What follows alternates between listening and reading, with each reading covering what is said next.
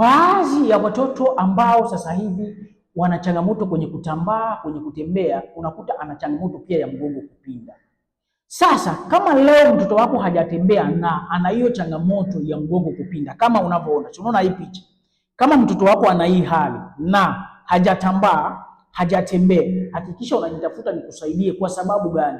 Mtoto mwenye kuwa na hii hali ya mgongo kupinda hivi inasababishwa na mambo mawili: udhaifu wa misuli ya mgongo na uti wa mgongo kuwa laini sana. Kwa hiyo mtoto kutembea, mtoto kutambaa, inatakiwa hivi viungo vyote visapotiane, ikiwemo shingo, mikono, miguu, mgongo pamoja na kiuno.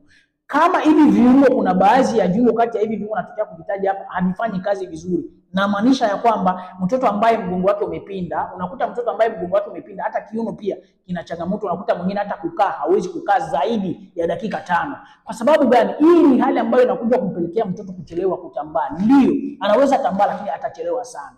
Anaweza tembea lakini atachelewa sana. Tunafahamu kwamba mtoto anatakiwa atambae kuanzia miezi 7 mpaka miezi 9.